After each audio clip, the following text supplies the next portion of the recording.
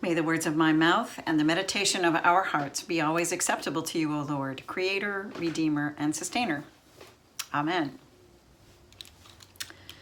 All right. Here's what we just heard today. If another member of the church sins against you, go and point out the fault when the two of you are alone. If the member listens to you, you have regained that one. But if you are not listened to, take one or two others along with you, so that every word may be confirmed by the evidence of 2 or 3 witnesses. If the member refuses to listen to them, tell it to the church. And if the offender refuses to listen even to the church, let such a one be to you as a Gentile and a tax collector.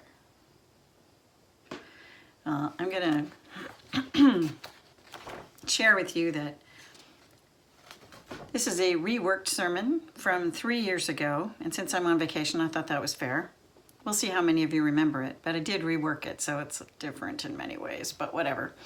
Okay, but I thought it was an important point to make then, and I still think it's an important point to make now, so here we go.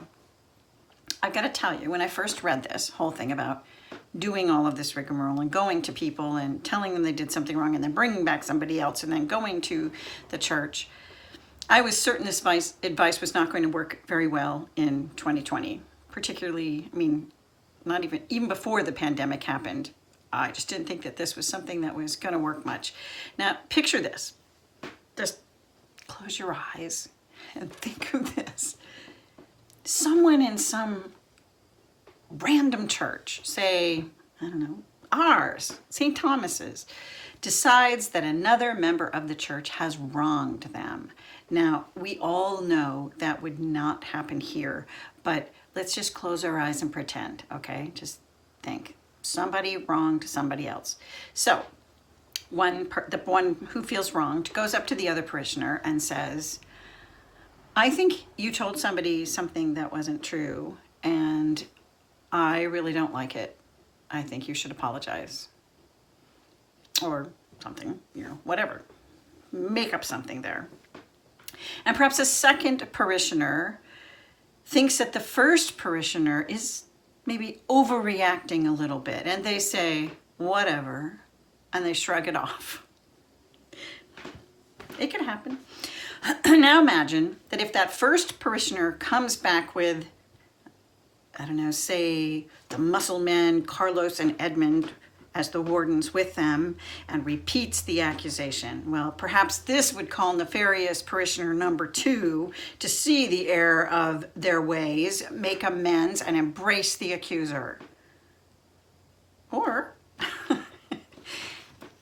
they might say, hey, there are a lot of other Episcopal churches I could be going to where I don't have to put up with this kind of crap. I don't know, which do you think would happen? The world of 2020 is so different than the world of 33 AD. Here, we are very mobile. We are a mobile society.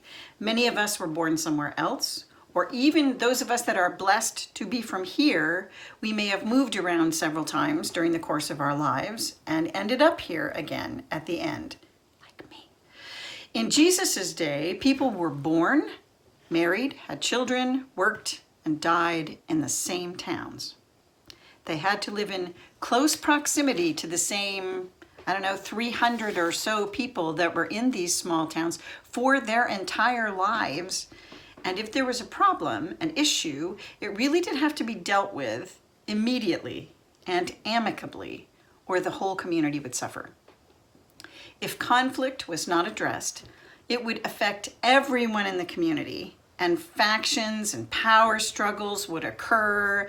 People would be saying things about other people, and then it would get messy, and families would decide not to talk to each other. Now that I think about it, maybe this is a lot more like the churches today than I thought it was.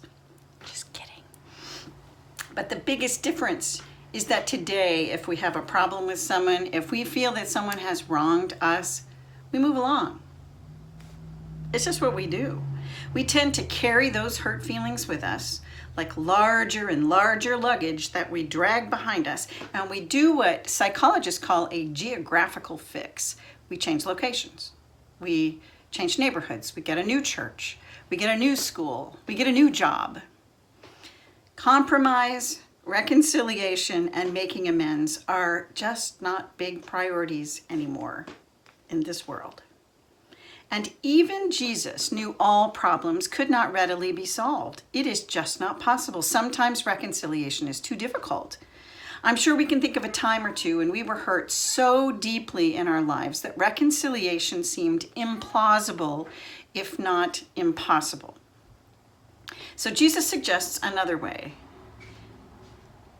If the offender refuses to listen, let them be treated as a Gentile and a tax collector.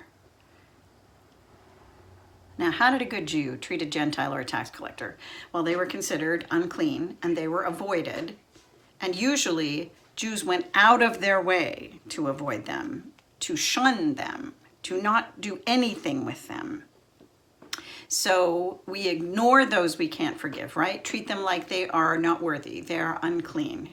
That's what Jesus is telling us, right? But here's the rub.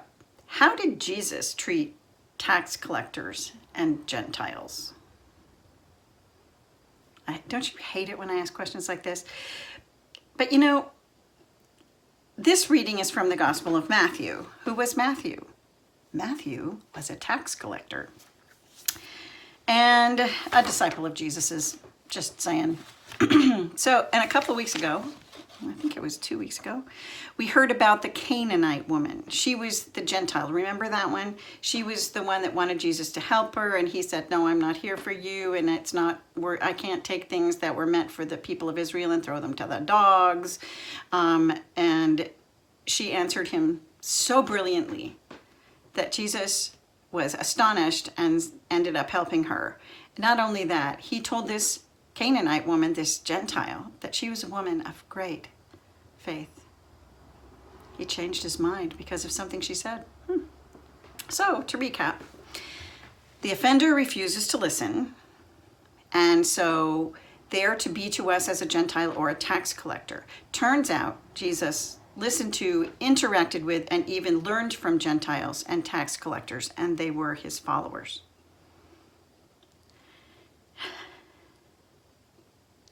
A famous theologian once wrote, if it comes down to what you believe and love your neighbor, if those are the two choices, love thy neighbor wins over everything else. Jesus knows communities are complicated. Things happen. Feelings are hurt. People get wounded. Jesus knows communities don't just need rules. They need overarching law. If another member of the church sins against you, go and point out the fault when the two of you are alone.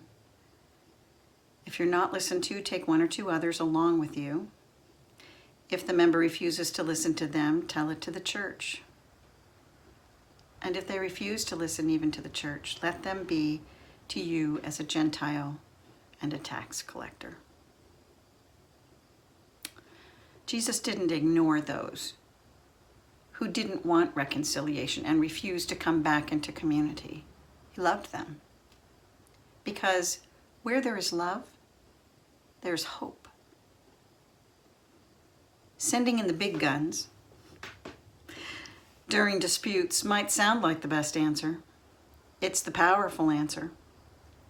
But Jesus' actions show us that when all else fails, the biggest gun of all is and always will be love. Amen.